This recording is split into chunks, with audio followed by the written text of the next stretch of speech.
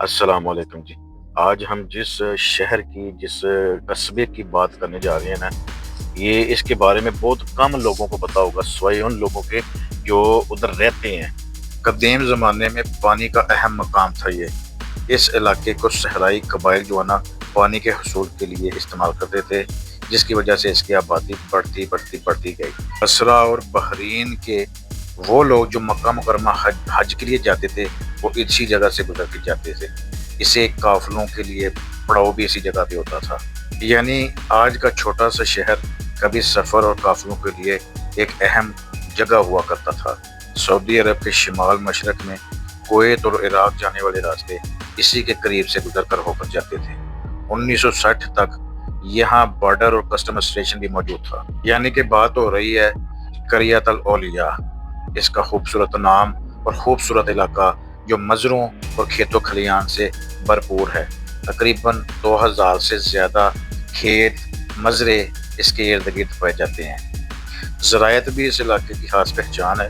یہاں زمین نسبتاً زرخیز اور زیر زمین پانی سطح کے قریب ہے۔ اس علاقے کو تقریباً 2000 فارم گندم کی پیداوار ادھر بہت زیادہ ہوتی تھی۔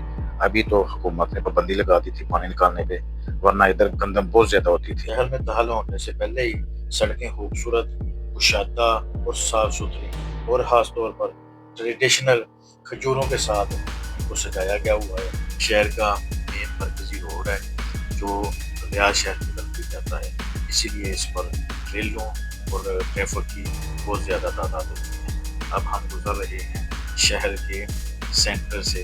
شہر کا جو مرکز ہے وہ یہی روڈ ہے۔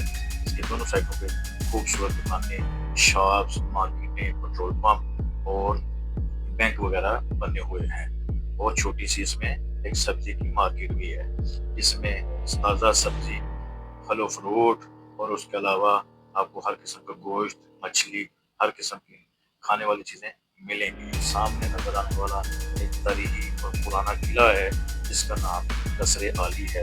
ویڈیو کے اگلے حصے میں ہم اس کا تذکرہ کریں گے کیونکہ یہ بہت اہم قصر عالی ایک عام محل نہیں، ایک سرکاری مرکز بھی تھا۔ 1936 میں سعودی عرب کے بادشاہ شاہ عبدالعزیز کے حکم پر یہ تعمیر ہوا۔ اس کا رقبہ تقریباً 8836 مربع میٹر ہے اور اسے پتھر، مٹی، لکڑی یا کھجور کے تنوں سے بنایا گیا تھا۔ ایک زمانے میں اس محل کے اندر مختلف سرکاری ادارے کام کرتے تھے جن میں امارات، پاسپورٹ اور شہریت، مالیات، ڈاک، پولیس اور مواصلات کے شعبے شامل تھے۔ یہی وجہ ہے کہ آج اس کو ثقافتی طور پر دوبارہ رینوویٹ کیا جا رہا ہے۔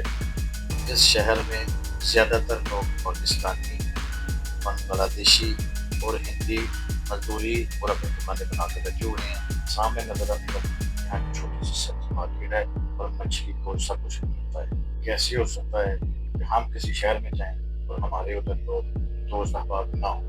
پرانے دوستوں کے پاس جانا ہوا جن میں مسٹر انجینئر رضوان صاحب، ڈوناب گجرانوالہ، حافظ فرمان صاحب اور یہ بھائی صاحب HSC انجینئر صاحب سیفٹی کے ہمیں ملے۔ انہوں نے ہمیں ناشتہ کروایا، جس کے بعد ان کے ساتھ ہم نے گپ شپ کی۔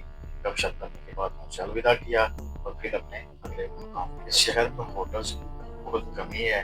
پاکستانی شاید 2 ہوٹل ہیں اور انڈین کی تقریباً 1 بھی ہوٹل ہے، لیکن حبشے اور سعودیوں کے لیے 6 سے 7 ہوٹل موجود ہیں۔ یہاں گاڑیاں صحیح کروانے کے لیے ایک چھوٹا سا سنیا یعنی کہ ایک چھوٹا سا ورکشاپ کا ایریا بھی بنایا گیا ہوا ہے جہاں ہر قسم کا مکینک آپ کو آسانی سے مل سکتا ہے۔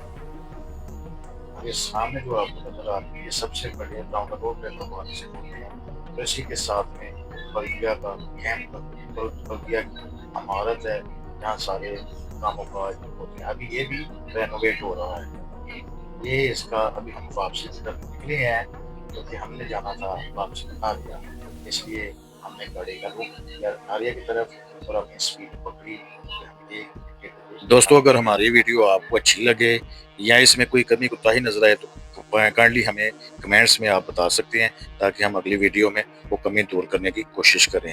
اور ہماری کوشش ہوتی ہے کہ مختصر سے مختصر کچھ نہ کچھ آپ کو اچھے طریقے سے بتایا جائے. شہروں کے بارے میں یہ جو سیریز ہم نے شروع کی ہے نا, انشاءاللہ یہ چلتی رہے گی. چھوٹے چھوٹے سے لے کر آہستہ آہستہ بڑے بڑے شہروں تک پہنچیں گے.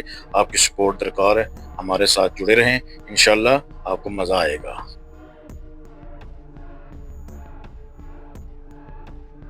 If you like the video, like and comment. My dears.